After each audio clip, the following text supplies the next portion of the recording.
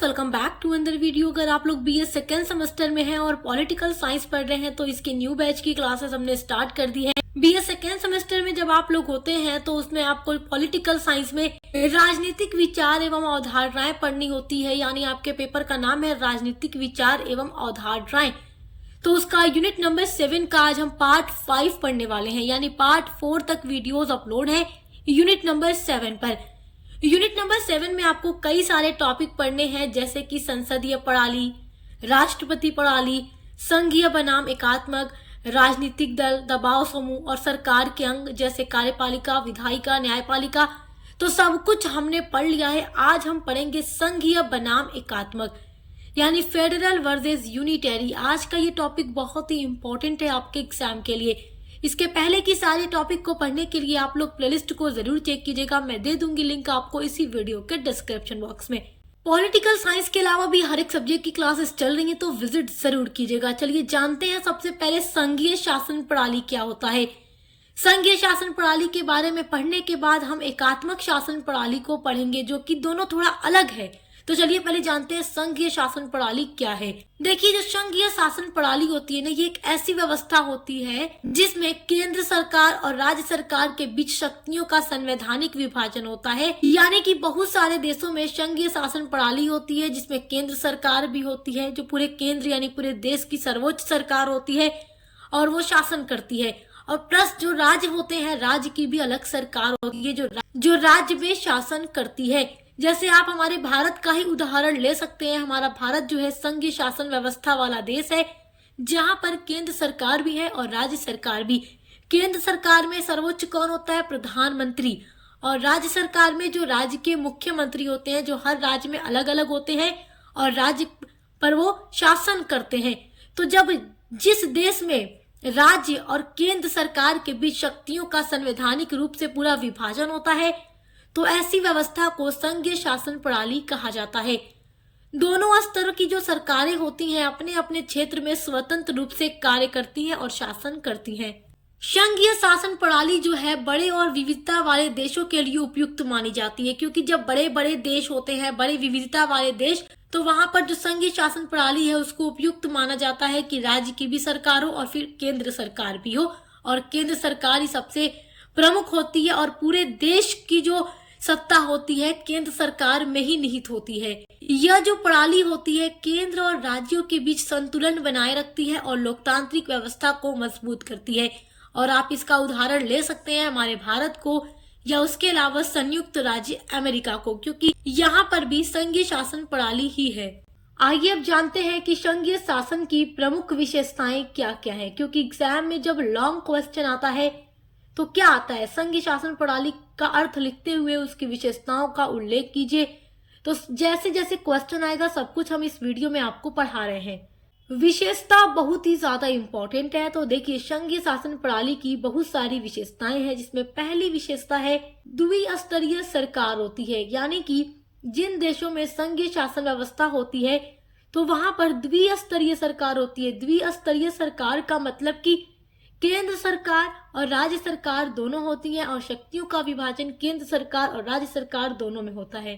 दूसरी विशेषता है लिखित संविधान होता है। जिन भी देशों में संघीय शासन प्रणाली होती है वहां पर लिखित संविधान होता है, और हमारे भारत का संविधान भी लिखित संविधान है, जिसको संविधान सभा के द्वारा तैयार किया गया था। तीसरी विशेषता है, देखिए, कि जो संविधान है उसकी ही सर्वोच्चता होती है। जिन देशों में संघीय शासन प्रणाली होती है वहां पर संविधान की सर्वोच्चता होती है और केंद्र सरकार, राज्य सरकार संविधान के अनुरूप ही शासन करते हैं, जिस तरीके से संविधान में लिखा होता है।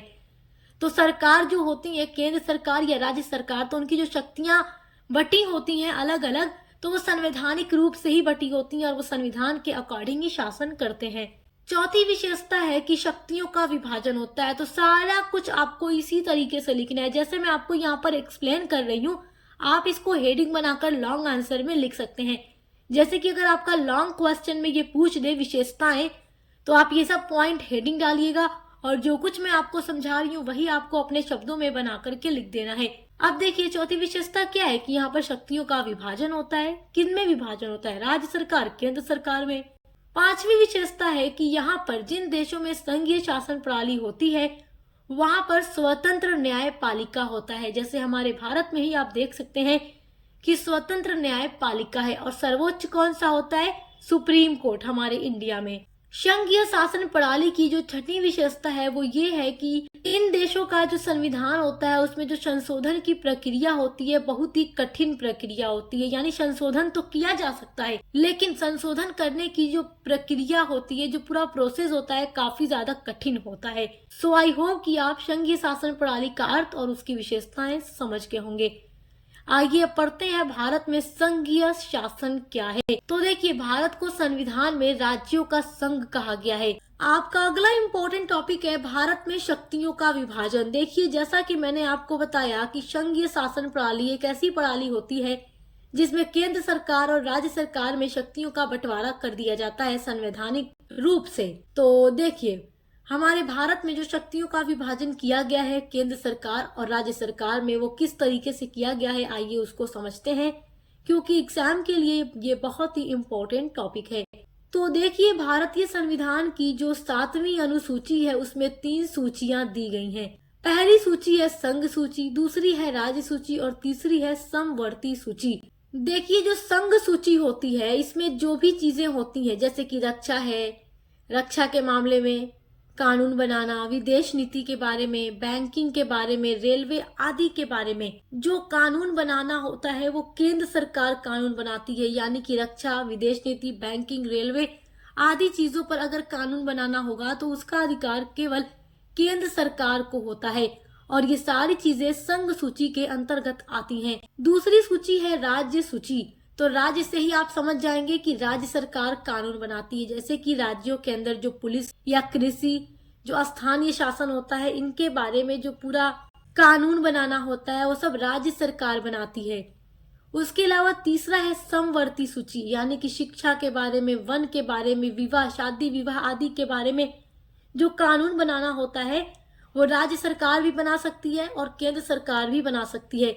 यानी कि संघ सूची में जो चीजें आती हैं उनमें कानून कौन बनाएगा? केवल केंद्र सरकार। और राज्य सूची में जो चीजें आती हैं उन पर कानून कौन बनाएगा? केवल राज्य सरकार। और समवर्ती सूची में जो चीजें आती हैं कानून बनाने के लिए, उन पर केंद्र सरकार भी कानून बना सकती है, राज्य सरकार भी कानून बना सकती है।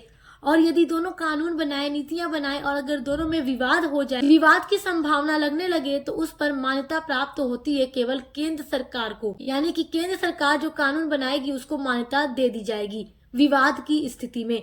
सो आई होप कि आप यहाँ तक बहुत अच्छे से समझ गए होंगे। आइए अब जानते हैं कि एकात्मक शासन प्रणाली क्या होता है, जिसको इंग्लिश में यूनिटरी सिस्टम कहा जाता है। तो देखिए, एकात्मक शासन प्रणाली वह प्रणाली होती है या शासन करने का एक ऐसा तरीका होता है जिसमें देश की जो सर्वोच्च सत्ता होती है केवल एक केंद्रीय सरकार के हाथ में ही होती है और केंद्र सरकार ही पूरे देश पर शासन करती है।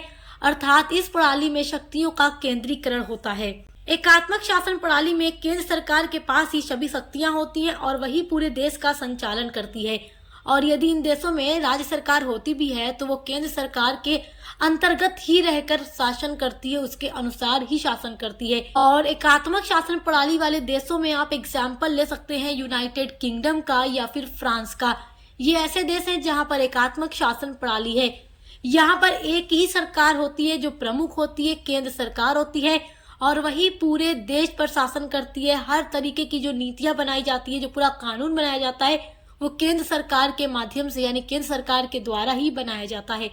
तो आइए अब एकात्मक शासन प्रणाली की विशेषताएं जानते हैं। एकात्मक शासन प्रणाली की विशेषताएं बहुत इंपॉर्टेंट है आपके एग्जाम के लिए। तो यहाँ पर बहुत ही आसान तरीके से मैंने आपका नोट्स तैयार किया है और बहुत आसान तरीके से मैंने आपको समझाने का प्रयास भी किया है। तो चलिए देखिए, एकात्मक शासन प्रणाली की पहली विशेषता है कि एक ही सर्वोच्च सरकार होती है। यानी कि जिन देशों में एकात्मक शासन प्रणाली होती है उन देशों में केवल एक ही केंद्र सरकार होती है और वही सर्वोच्च होती है और पूरे देश पर वही शासन करती है और सभी प्रकार की जो शक्तियां होती हैं उसमें ही निहित होती हैं और हर प्रकार के जो कानून बनाना होता है वो वही सरकार यानी केंद्र सरकार ही बनाती है। दूसरी विशेषता है कि यहाँ पर शक्तियों का केंद्रीकरण होता है। यानी कि सभी जो महत्वपूर्ण निर्णय लिए जाते हैं ऐसे देशों में जहाँ पर एकात्मक शासन प्रणाली होती है, तो तो सभी महत्वपूर्ण निर्णय वहाँ पर केंद्र सरकार के द्वारा ही लिए जाते हैं। तीसरी विशेषता है एकात्मक शासन प्रणाली की कि अगर राज्य सरकार वहाँ पर होती भी है तो वो केंद्र सरकार के अधीन होती है, यानी कि यदि राज्य या स्थानीय सरकारें एकात्मक शासन प्रणाली वाले देशों में होती भी हैं तो वो केंद्र सरकार की अनुमति से ही काम करती हैं। चौथी विशेषता है कि यहाँ का संविधान लचीला होता है, यानी कि संविधान में संशोधन करना अपेक्षाकृत आसान होता है, जबकि संघीय शासन प्रणाली वाले देशों में संविधान में जो संशोधन का प्रोसेस होता है वो काफी ज्यादा कठिन होता है, लेकिन एकात्मक शासन प्रणाली में अपेक्षाकृत आसान होता है। एकात्मक शासन प्रणाली वाले देशों की पांचवी विशेषता है कि पूरे देश में एक ही प्रकार के कानून लागू होते हैं, क्योंकि पूरे देश पर एक ही सरकार शासन करती है तो पूरे देश के लिए जो कानून बनाया जाता है वो एक जैसा ही होता है। जबकि आप देखेंगे संघीय शासन प्रणाली वाले देशों में राज्य सरकारें अलग होती हैं और वो अपने राज्य के लिए अपने हिसाब से कानून बना लेती हैं। अब देखिए छठी विशेषता यहाँ पर है त्वरित निर्णय प्रक्रिया, यानी कि निर्णय लेने में यहाँ पर कम समय लगता है, क्योंकि जो शक्ति होती है वो एक ही स्थान पर होती है। किसमें होती है? केंद्र सरकार में होती है। तो आई होप कि आप एकात्मक शासन प्रणाली का अर्थ और उसकी विशेषताएं बहुत अच्छे से समझ गए होंगे। तो आज की वीडियो में मैंने आप लोगों को संघीय और एकात्मक शासन प्रणाली के बारे में बहुत ही आसान तरीके से समझा दिया है। अगर आपको समझ में आ गया है और वीडियो पसंद आई है तो वीडियो को लाइक कीजिएगा और कमेंट करके जरूर बताइएगा कि आपको अच्छे से समझ में आ गया है।